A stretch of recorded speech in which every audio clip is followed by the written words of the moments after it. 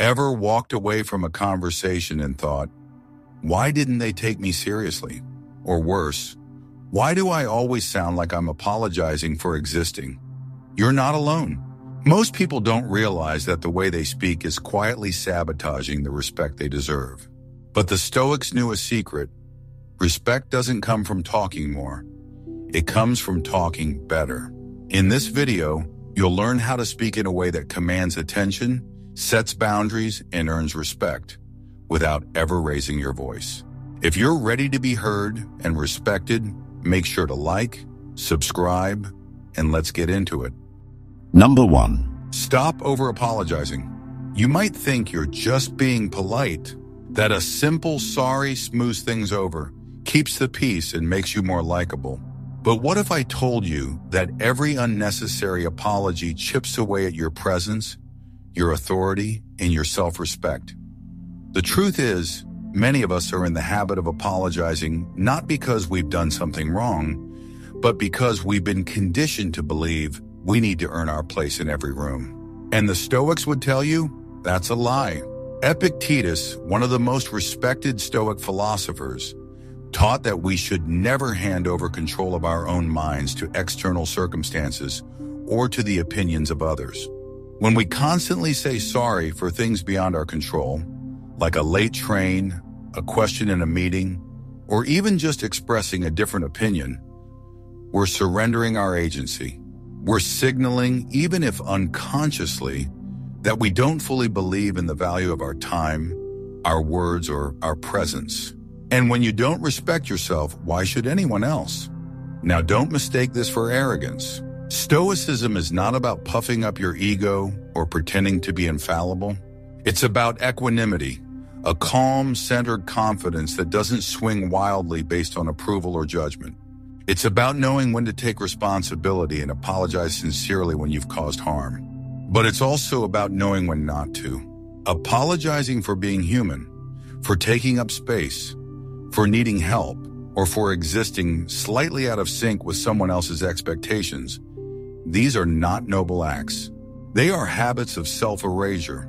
Let's bring this down from the clouds. Picture someone like Barack Obama. Whether you agree with his politics or not, one thing is undeniable.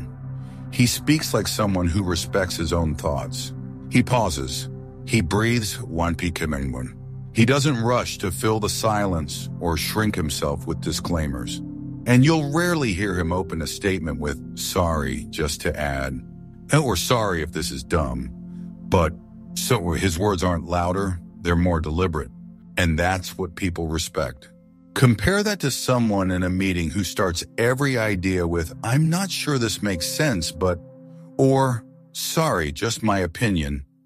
Over time, those phrases make people tune out. Not because the ideas are bad, but because the speaker has already told us they aren't worth much.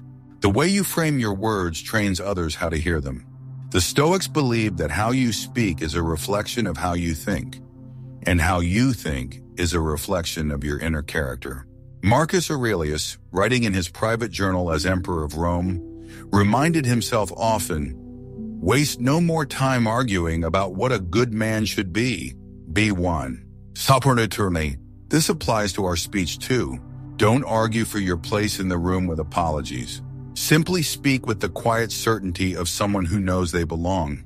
So how do you fix it? Start by replacing guilt with gratitude. Instead of sorry I'm late, say, thank you for waiting. Instead of sorry to bother you, say, do you have a moment? Instead of sorry, just my opinion, say, here's my perspective. These shifts may seem small, but they reshape your posture toward the world. You're no longer asking for permission.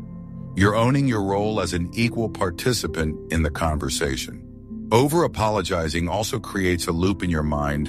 The more you do it, the more your brain expects rejection. You apologize first as a shield, assuming that if you lower yourself quickly, others won't knock you down. But in doing so, you actually invite the very thing you fear. Dismissal. The Stoic solution is to live from the inside out. Don't let your speech be ruled by imagined judgment. Instead, anchor it in intention.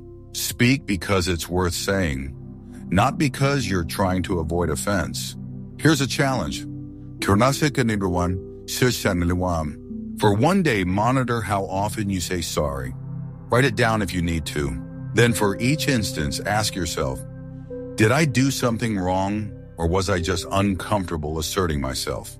If it's the latter, reframe the statement. Practice the new version out loud.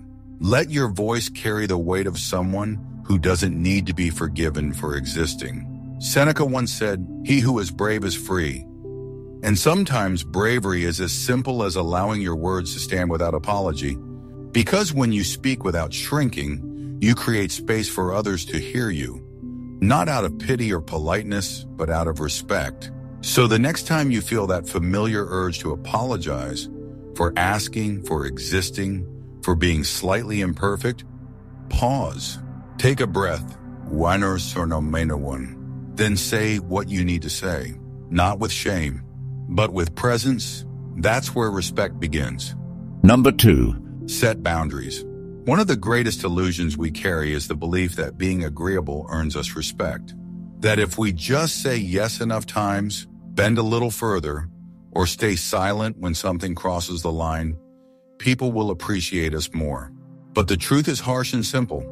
People may like you for being agreeable, but they respect you for having boundaries. The Stoics understood this well. They believed that without clear limits, we lose our sense of self.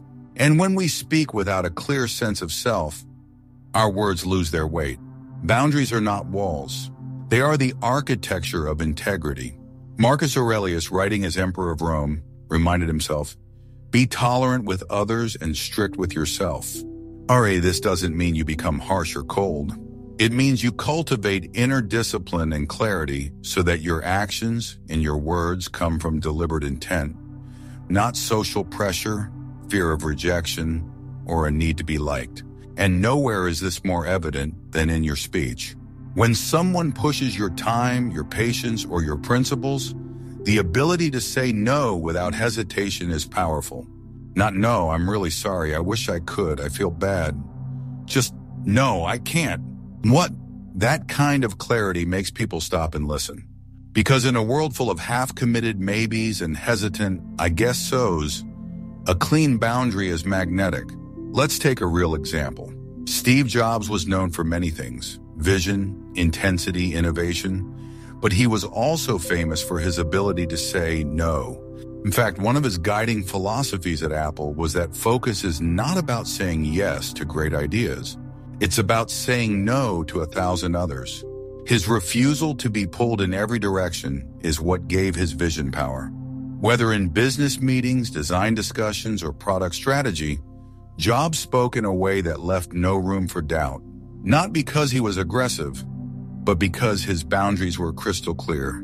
Now contrast that with someone who speaks from a place of constant emotional debt, always trying to earn forgiveness in advance for simply stating a preference. "I'm sorry, I know I'm being difficult, or "I hate to be that person, but." These phrases don't soften the blow, they soften your credibility. Over time, people learn that your words come with disclaimers. They stop treating your boundaries as real and start seeing them as suggestions. The Stoics would call this a failure to protect your hegemonikon, your ruling faculty, the core of your reason and will. To them, the mind is a fortress. You don't let just anyone walk in and rearrange the furniture. So when someone challenges your boundary by pushing you to justify it or guilt-tripping you for setting it, the most stoic thing you can do is stay still. Let them be uncomfortable. Let the silence hold. You don't owe an explanation for defending your time, your energy, or your peace. Setting boundaries isn't just about keeping others out. It's about making space for your voice to be heard.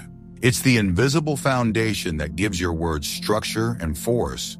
Because once people realize that your yes is real, that it's not a reflex, not driven by guilt, they begin to value it more. And your no, it becomes something they won't take lightly. This is how influence begins. Not through volume, but through self-respect.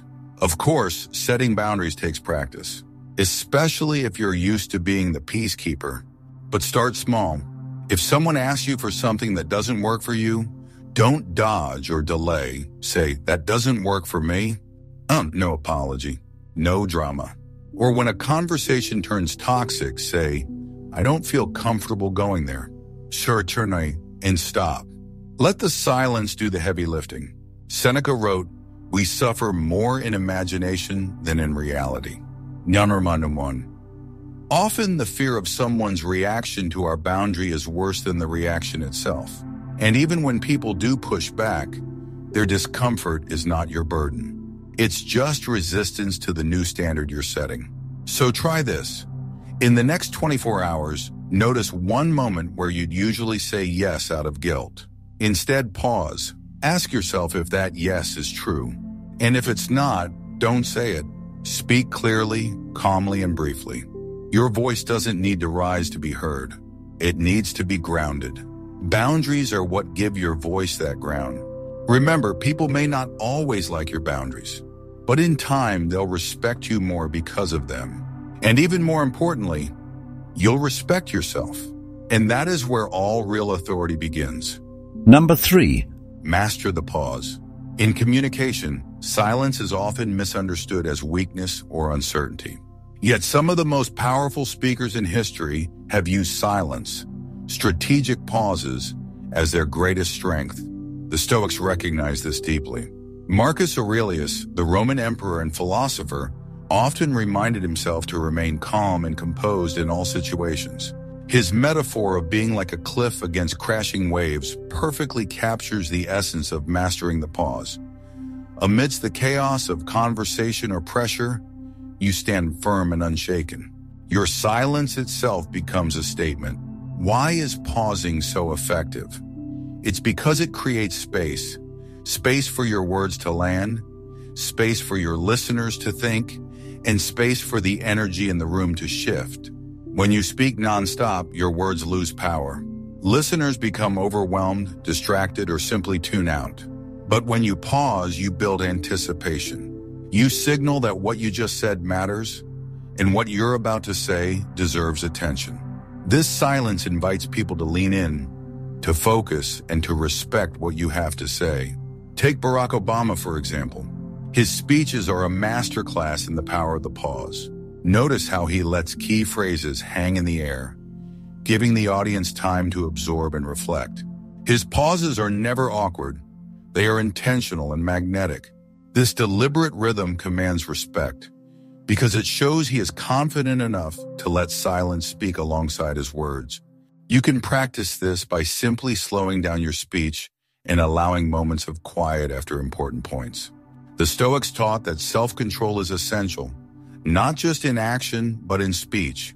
Epictetus, a former slave turned philosopher, said, "We have 2 ears and 1 mouth so that we can listen twice as much as we speak." This wisdom highlights that listening, aided by pausing, is far more valuable than constant talking. By mastering silence, you demonstrate control over your impulses and respect for others. Silence also helps you think before you speak, preventing impulsive remarks or filler words that dilute your message. In real-life conversations, the pause serves another important function. It prevents you from over-explaining or rambling. When nervous or eager, many people rush to fill gaps with unnecessary details or repeated points, which weakens their authority. But a well-timed pause allows your ideas to breathe and gives others time to process. This not only improves clarity, but signals that you trust your own words enough to let them stand on their own. Pausing also has a powerful psychological impact.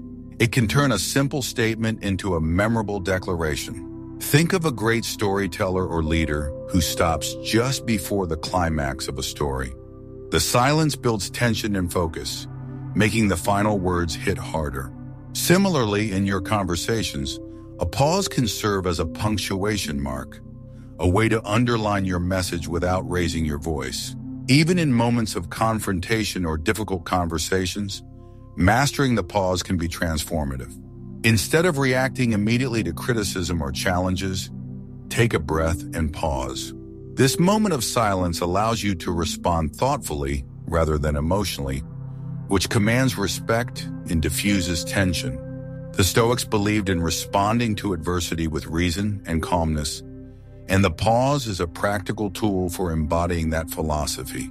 Seneca, another great Stoic, reminded us that we suffer more in imagination than in reality. And often the fear of silence in conversation comes from our own discomfort. But by embracing pauses, you learn to tolerate the brief moments of quiet that naturally occur. And in doing so, you reveal your inner strength and self-possession. To practice mastering the pause, start small. After making a point, pause for 2 or 3 seconds, just long enough for listeners to feel the weight of your words. Don't rush to fill that space.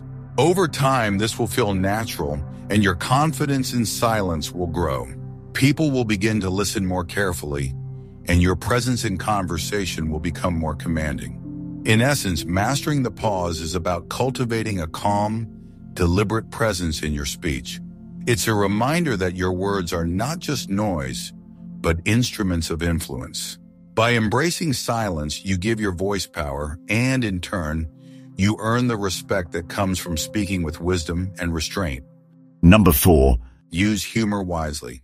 Humor is a subtle and potent art that, when wielded skillfully, can open doors to connection, ease tension, and endear you to others.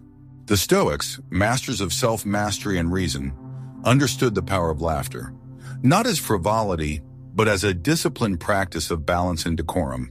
Seneca, for instance, cautioned against laughter that is excessive or misplaced, reminding us that virtue lies in moderation and appropriateness. Using humor wisely means embracing it as a form of social grace, an elegant way to engage without losing your dignity or the respect of those around you. When you use humor thoughtfully, it signals emotional intelligence and confidence. It shows you are secure enough to be playful, but mature enough to know when levity serves a purpose. Conversely, humor that continually belittles yourself or others signals insecurity or immaturity. The Stoics taught us to cultivate a strong inner fortress, self-respect that no joke should weaken. Take Theodore Roosevelt, for example. Known for his energetic spirit and sharp wit, Roosevelt's humor was often incisive and clever, but it never eroded his authority. Instead, it made him relatable and approachable, while reinforcing his image as a confident leader. His humor was a tool to disarm critics and rally allies, never a weapon turned inward in defeat. Timing is the heartbeat of good humor. A joke, no matter how clever, can fall flat or even cause harm if the timing is off. Stoicism encourages us to exercise empathy and situational awareness, to read the emotional landscape of the room before speaking. Consider Winston Churchill during World War II. His humor was legendary, used not to distract from the seriousness of war, but to boost morale and foster resilience. Churchill's jokes were sharp but always fitting. They honored the moment's gravity and uplifted his audience, demonstrating profound respect for their feelings. This is the kind of humor that commands respect. It is intelligent, empathetic, and purposeful. Humor should never be used as a mask to avoid responsibility or uncomfortable truths. The Stoics held courage and honesty as cardinal virtues. Using humor to deflect difficult conversations or to minimize serious issues undermines your credibility and the trust others place in you. Instead, humor can serve as a bridge, a way to soften difficult truths and make tough conversations easier without sacrificing clarity or integrity. When used with sincerity, humor invites openness and makes your message more memorable. Reading your audience carefully is essential. Humor that connects makes people feel safe, valued, and included. On the other hand, humor that alienates, ridicules, or relies on gossip damages your reputation and isolates you. The Stoics valued community and kindness, teaching us to treat others with dignity. Emotional intelligence, the ability to understand and manage emotions, both yours and others, is critical for knowing when humor is appropriate and how it should be shaped to build, not break, relationships. Developing this skill starts with mindful observation and reflection. Pay attention to how people respond when you use humor. Are your jokes adding warmth and clarity, or do they sometimes create discomfort or confusion? Reflect on whether your humor is appropriate to the context and the feelings of those present. By practicing this awareness, you will learn to use humor not only to entertain, but to deepen respect and connection. Ultimately, humor done wisely is a reflection of inner strength and balance. It shows you have mastered yourself enough to choose your words carefully and to bring lightness when it is needed most. It is a sign of a calm, confident mind that respects both itself and others. When humor is balanced with respect, empathy, and timing, it transforms your presence, making you not only more likable, but deeply respected. Number 5. Drop the gossip. Gossip might seem like harmless chatter, just sharing news or opinions about others. But it is, in truth, one of the quickest ways to erode respect and trust. The Stoics placed immense value on integrity, self-control, and the power of truthful speech. Marcus Aurelius, whose meditations serve as a guide to living with virtue, reminds us that the words we speak reflect the nature of our soul. Gossip, by contrast, reveals a mind distracted by others' faults rather than focused on personal growth. It shows a lack of discipline, and when you gossip, you expose yourself as someone who can't be trusted to protect confidences. People quickly learn to keep their distance from those who spread rumors or speak ill of others behind their backs. Respect and trust go hand in hand. When you consciously avoid gossip, you build a reputation for discretion and reliability, qualities that draw people toward you and deepen your social bonds. In the Stoic tradition, reputation is not superficial, but an extension of your character. Epictetus taught that while we cannot control others' opinions, we can control our own actions and words to be virtuous. Dropping gossip means choosing to speak only what is truthful, necessary, and kind. It is about elevating your conversations beyond petty drama and focusing on dialogue that fosters growth, understanding, and respect. Look to history for powerful examples of this principle in action. Nelson Mandela's leadership provides a profound lesson. Even after decades of unjust imprisonment, Mandela refused to indulge in gossip or personal attacks against his captors or opponents. Instead, he chose a path of reconciliation and dignity, speaking with a focus on healing rather than division. This restraint earned him immeasurable respect, not only from his followers but also from former enemies and the world at large.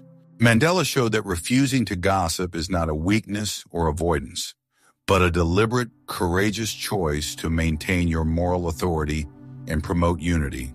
Gossip is not just damaging socially, it also undermines your personal growth. The Stoics emphasize that the most important work is the work within, improving your own mind, emotions, and behavior. When you spend your time talking about others' flaws or private matters, you waste precious energy that could be devoted to your own virtue and self-improvement. By consciously dropping gossip, you reclaim your focus and channel your efforts into becoming a stronger, wiser, and more respected person. This inward focus on self-mastery rather than outward judgment is at the heart of Stoic wisdom. Moreover, gossip poisons relationships, sowing suspicion, hurt, and division. It creates an environment where trust cannot thrive because people worry about what might be said next. On the other hand, when you make a habit of avoiding gossip, you become a stable presence in your social circles, someone others trust deeply and turn to for honest advice and support. Being known as a person who respects others' privacy and speaks kindly fosters loyalty and long-lasting connections. Of course, avoiding gossip takes conscious effort and practice. It means cultivating mindfulness before speaking. A useful rule inspired by Stoic principles is to ask yourself 3 questions before sharing any information about someone else. Is it true? Is it necessary? Is it kind? If the answer to any of these is no, the best choice is silence. This pause not only prevents harm, but also reflects your respect for yourself and others. Over time, this discipline transforms your social presence. People notice your integrity and begin to respect you not just for what you say, but for the wisdom in what you choose not to say. In addition, this practice fosters greater self-respect. When you hold yourself accountable for your words and refuse to indulge in gossip, you strengthen your character. This aligns perfectly with the Stoic ideal of living according to virtue and reason. Respect starts from within, and when you honor others by protecting their reputations, you affirm your own values. This internal harmony shines through in your interactions, making your voice carry more weight and authority. Remember, respect is not demanded. It is earned through consistent, principled behavior. Dropping gossip is a powerful way to demonstrate that you live by higher standards. It marks you as someone who can be trusted with sensitive information, who values honesty, and who rises above the temptation of idle talk. As a result, you command respect naturally, because others see that you are a person of integrity, wisdom, and kindness. Number 6, know when to stop talking. One of the most underrated yet powerful communication skills you can develop is knowing exactly when to stop talking. The Stoics understood this better than most. They believed that true wisdom often lies not in what we say, but in the restraint we exercise, the ability to hold back and listen. Epictetus, one of the most influential Stoic philosophers, taught that we have 2 ears and 1 mouth so that we can listen twice as much as we speak. This isn't just a poetic phrase. It's a practical guide for commanding respect. When you talk less, you show that you are thoughtful, measured, and confident enough to let your words carry weight without needing to fill every silence. Talking too much or over-explaining diminishes your message and can make you appear insecure or desperate for approval. When you ramble, listeners tend to zone out, lose interest, or begin questioning your certainty. On the other hand, when you speak succinctly and with purpose, your words resonate more deeply. The Stoics taught us to focus only on what is essential, stripping away unnecessary excess. This principle applies perfectly to communication. The fewer words you use to express a clear idea, the more respect you command. People naturally listen more intently when you trust your message enough to say it simply and stop. Take Abraham Lincoln as a prime example. Known for his wisdom and calm demeanor, Lincoln was a master of measured speech. He carefully chose when to speak and when to remain silent. During debates, speeches, and private conversations, he used pauses and brief statements to add power to his ideas. His restraint made people lean forward to catch every word. His silence in key moments created anticipation and underscored the seriousness of his points. Lincoln's example teaches us that knowing when to stop talking is as important as the words themselves in earning respect and influencing others. Silence also plays a critical role in building relationships and mutual respect. When you stop talking, you open space for others to contribute. This shows you value their thoughts and opinions. The Stoics spoke about sympathia, the natural interconnectedness between people. Healthy conversations flow both ways, with listening being just as important as speaking.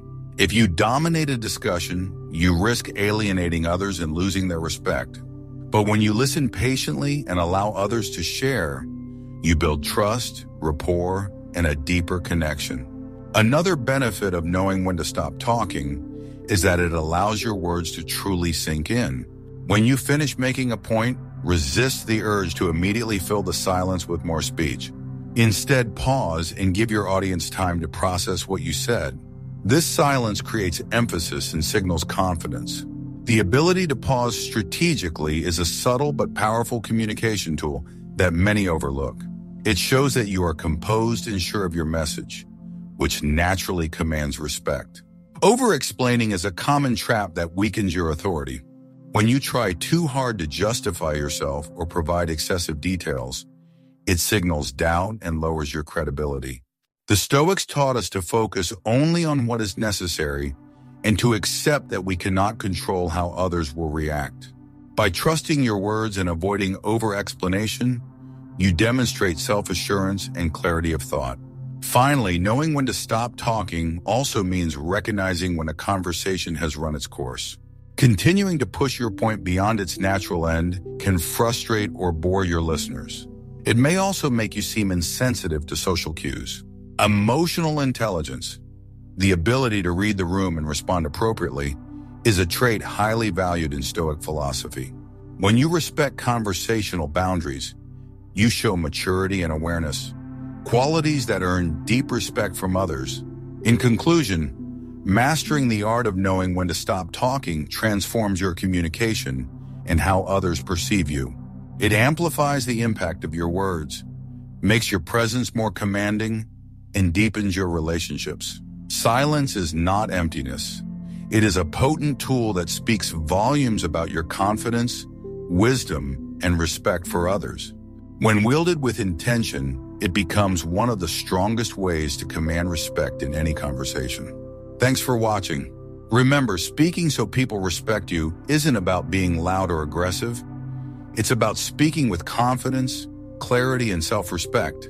When you stop over-apologizing, set strong boundaries, master the power of pause, use humor wisely, drop gossip, and know when to stop talking, you're not just improving your communication, you're building your character. If you found these tips helpful, please like this video and subscribe for more practical wisdom inspired by Stoic philosophy. Share your own strategies for commanding respect in the comments. I'd love to hear how you put these ideas into practice. Until next time, speak with strength and live with honor.